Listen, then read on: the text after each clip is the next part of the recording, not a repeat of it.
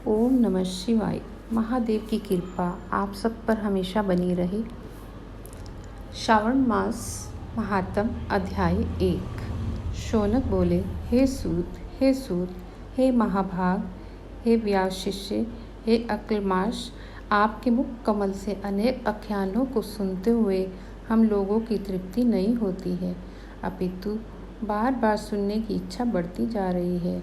तुला राशि में स्थित सूर्य में कार्तिक मास का महात्म, मकर राशि में माघ मास का महात्म और मेष राशि में स्थित सूर्य में विशाख मास का महात्म, और इसके साथ उन मासों के जो भी धर्म हैं उन्हें आपने भलीभांति कह दिया। यदि आपके मन में इससे भी अधिक महिमामय कोई मास हो तथा भागवत प्रिय कोई धर्म हो तो आप उसे अवश्य कहिए, जिसे सुनकर कुछ अन्य सुनने की हमारी इच्छा ना हो। वक्ता को श्रद्धालु श्रोता के समक्ष कुछ भी छुपाना नहीं चाहिए। सूत जी बोले, हे मुनियों, आप सभी लोग सुने। मैं आप लोगों के वाक्य गौरव से अत्यंत संतुष्ट हूँ। आप लोगों के समक्ष मेरे लिए कुछ भी गोपनीय नहीं है।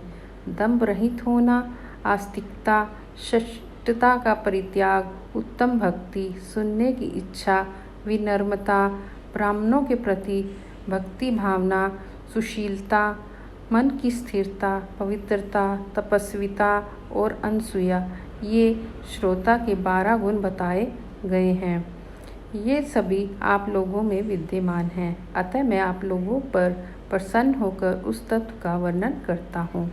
एक समय प्रतिभाशाली सनंत कुमार ने धर्म को जानने की इच्छा से परम भक्ति से युक्त होकर विनम्रतापूर्वक ईश्वर भगवान शिव से पूछा। सनंत कुमार बोले, योगियों के द्वारा आराध्य चरण कमल वाले हे देव, हे महाभाग, हमने आपसे अनेक व्रतों और बहुत प्रकार के धर्मों का श्रवण किया है, फिर भी हम लोगों के मन में सुनने की अभिलाषा है। 12 मासों में जो मास सबसे श्रेष्ठ, आपकी अत्यंत प्रीति कराने वाला, सभी कर्मों की सिद्धि देने वाला हो और अन्य मास में किया गया कर्म यदि इस मास में किया जाए तो वह अनंत फल प्रदान करने वाला हो, हे देव, उस मास को बताने की कृपा कीजिए। साथ ही लोकानुग्रह की कामना से उस मास के सभी धर्मों का भी वर्णन कीजिए। ईश्वर बोले, अनंत कुमार, मैं अत्यंत गोपनीय भी आपको बताऊंगा। हे सुव्रत, हे विधि नंदन, मैं आपकी सुनने की इच्छा और भक्ति से प्रसन्न हूँ। 12 मासों में श्रावण मास मुझे अत्यंत प्रिय है। इसका महात्म सुनने योग्य है, अतः इसे श्रावण कहा गया है। इस मास में श्रवण नक्षत्र युक्त पूर्णिमा होती है, इस कारण से भी इसे श्रावण कहा गया है। इसके महात्म के श्रवण मात्र से ही सिद्धि प्रदान करने वाला है, इसलिए भी यह श्रावण संज्ञा वाला है। निर्मलता गुण के कारण यह आकाश के सदृश है, इसलिए नभा कहा गया है। इस श्रावण मास के धर्मों को गणना करने में इस पृथ्वी लोक में कौन समर्थ हो सकता है, जिसके फल का संपूर्ण रूप से वर्णन करने के लिए ब्रह्मा जी 4 मुख वाले हुए हैं, जिसके फल भी महिमा को देखने के लिए इंद्र 1000 नेत्रों से युक्त हुए, और जिसके फल को कहने के लिए शेषनाग 2000 जीवाओं से संपन्न हुए। अधिक कहने से क्या प्रयोजन। इसके महात्म को देखने और कहने में कोई भी समर्थ नहीं है। हे मुने, अन्य मास इसकी एक कला को भी नहीं प्राप्त होते हैं। यह सभी व्रतों और धर्मों से युक्त हैं। इस महीने में एक भी दिन ऐसा नहीं है जो इस व्रत से रहित दिखाई देता हो। इस माह में प्रायः सभी तिथियां व्रत युक्त हैं। इसके महात्म के संदर्भ में जो कहा है वह केवल प्रशंसा मात्र नहीं है। आर्तो जिज्ञासु भक्तों, अर्थ की कामना करने वाले, मोक्ष की अभिलाषा रखने वाले और अपने अपने अभिष्ट की आकांक्षा रखने वाले चारों प्रकार के लोगों, ब्रह्मचार्य, गृहस्थ, वानप्रस्थ, संन्यास आश्रम वाले को इस श्रावण मास में व्रतानुष्ठान करना चाहिए। सनंत कुमार बोले, हे भगवान, हे सत्तम, आपने जो कहा कि इस मास में सभी दिन और तिथियां व्रत रहित नहीं हैं, तो आप उन्हें मुझे बताएं। किस तिथि में है, किस दिन में कौन कौन सा व्रत है वो होता है, और उस व्रत का अधिकारी कौन है, उस व्रत का फल क्या है, किस किस ने उस व्रत को किया, उसकी उद्यापन की विधि क्या है, प्रधान पूजन कहाँ हो और जागरण करने की क्या विधि है, उसका देवता कौन है, उस देवता की पूजा कहाँ होनी चाहिए, पूजन सामग्री क्या क्या होनी चाहिए और किस व्रत का कौन कौन सा समय होना चाहिए। हे प्रभु, आप सब मुझे बताएं। यह मास आपको प्रिय क्यों है, किस कारण यह पवित्र है, इस मास में भगवान का कौन सा अवतार हुआ, यह सभी मासों में श्रेष्ठ कैसे हुआ और इस मास में कौन कौन से धर्म अनुष्ठान के योग्य हैं। हे प्रभु, यह सब बताएं। आपके समक्ष मुझे अज्ञानी का प्रश्न करने में जितना ज्ञान हो सकता है, अतः आप संपूर्ण रूप से बताएं।